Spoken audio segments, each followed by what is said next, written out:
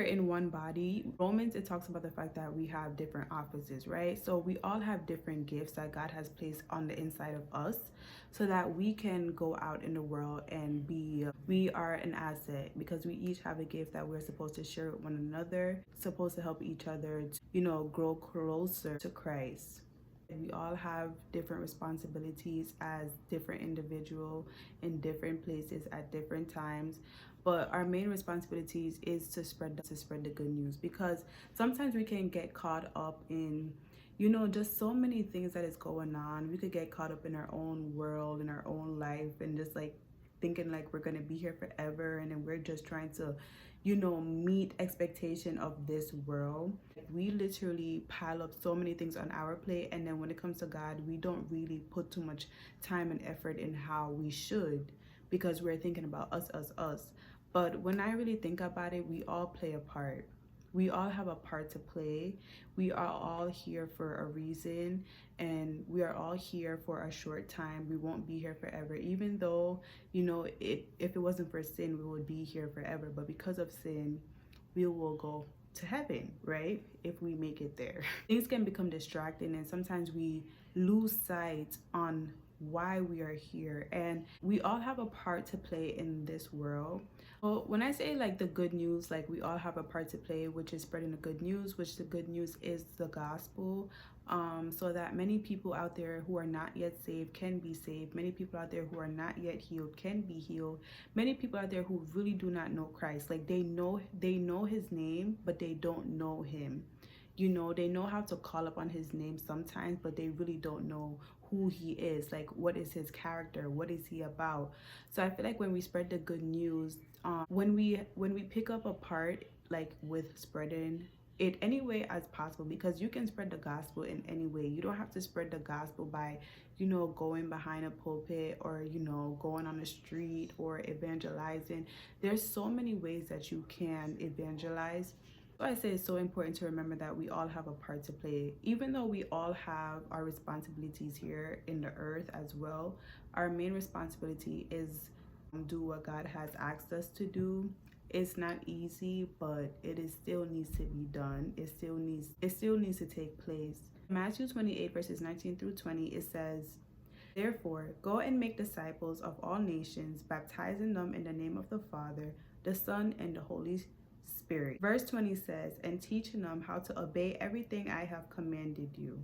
So the fact that he said to go out there and make fishers of men, the fact that we are blessed and we are very favored and privileged, to the fact that God really chose people like us who are sinners, who are not perfect, who fall down, who fall short of the glory of the God, who fall short of the glory of God over and over again. The fact that he still chooses us, the fact that he still gave us this task to carry out, like the fact that he doesn't have to use us. He does not need us to do any of this. He can do it all by himself. Like, he can literally do it all by himself. But the fact that he invited us where we can also make fishers of men, that we can also help and be able to be a part of something that is bigger than us. Because when you really look at it, when you are spreading the gospel, or when you are praying for somebody, or worshiping, or whatever the case may be, it is bigger than what you may think. It is a bigger situation. It's bigger than you. Or encouraging someone to get baptized and then they have gotten baptized, or you have invited someone to church and they started coming to church, or they decided that they want to start following the Lord and they want to now go out there and talk about God. It is bigger than us. So when God uses us, and when God chose us, he literally chose us. He handpicked us. He made us. He knew us before we were created. So the fact that he really chose us and he literally allows us to play a part in spreading the gospel is really a meaningful thing, because we are literally not supposed to be here. But the fact that he has mercy and the fact that he has grace, that is why we are still here. That is why he gave us the opportunity to be on earth, so that we can be able to follow Christ, that we can be able to experience the goodness, that we can be able to experience life more abundantly, rather than being wiped away or being cast into the fire pits of hell. He decided to keep us here so that he decided to keep us here instead. And also to make fishers of men, which is located in Matthew 4 verses 19. God's task, so God's job that he has placed for us, We should want to do it without hesitation, without laziness, without procrastination, whether there is money involved or not. We should just want to do it because we recognize like we are helping good and we're not helping evil, right? And not only that, if I said that in my last video, I said if we love someone, we will literally try our best to go out for that person. I know we probably have never seen God, but he is in spirit, right? And even though we have not seen him, it's by faith, but we know he is there. We know that we didn't just magically appear out of this nothing. And we know that everything that's going on in this world today, which is either if it's bad or it's just like you see something is wrong, you know something is wrong, and you know that it's something bigger spiritually. Whatever is going on in the spiritual realm is affecting in this realm. And we can literally see like there's two sides fighting against each other, and that we were also chosen to help fight against the side that is wrong and try to stand up for what is right, because that's what it really is. I feel like the gospel is to help us to stand up for what is right, what is expected of us, and what God would want us to become or want us to do, and the path that he wants us to stay on, because he knows that if we go on the other path, it's not going to be a good thing for us. He knows exactly what is out there and he wants us to be safe. Helping God should not feel like a burden. It is literally a privilege to be able to help God, the God who created heaven and earth. I know sometimes we always repeat that. It's like God created the heaven and earth, right? He existed, like he was just existing. Like nobody created him. He was just God.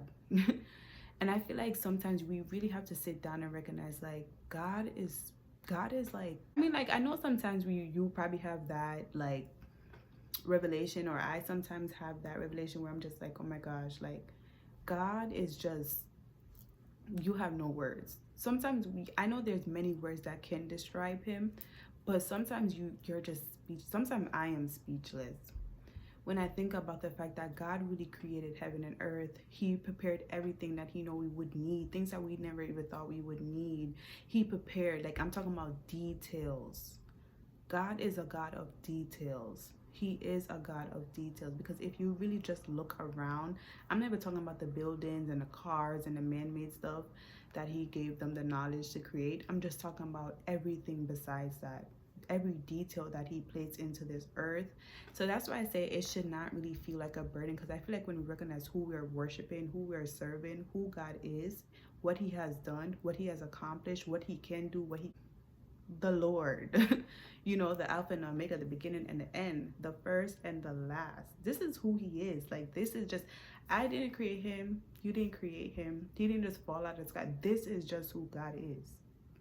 So I feel like it's just really, really good to know that if he chose us, as I said, it's not easy. And all my videos, I say that a learning process, because this is all a learning process. Because talking about God and, you know, picking up a part, whether it's in church or going out there to help with the homeless, or it's not an easy thing to do. But things that are good are not easy to do. Sometimes the things that are good are not very easy. Sometimes it can be hard, sometimes it can be challenging, but that is why we have God. That is why we have God. We don't have to do it by ourselves. We don't have to, you know, we can literally ask him for courage. We can literally ask him for strength. We can literally ask him for the wisdom. We can literally ask him for the word. Talking about God and just like being open about the Lord or trying to spread the good news is not one of the most easy tasks, as we can see, because we see that in the Bible. So it's not really easy to do. But just because it's not easy to do does not mean that we should not try to do it. And that is why the whole main point of this video is the fact that if you don't get anything else, we all have a responsibility. And our first responsibility, besides anything else, when I say besides anything else, besides any earthly thing, is just to talk about God. Because why would you not want to talk about the Lord? You know, why would you not want to talk about the Lord? So if you say you love him, if you say you really do love him and that you care about him. And so yeah, so basically the last thing I just want to say is this. So as I said, our first priority is just to spread the good news, be able to win souls for God's kingdom, be able to break off chains of people that are bound, and be able to just walk in who God calls us to be. being able to be a helper of God, being able to be used as a vessel. It is not easy.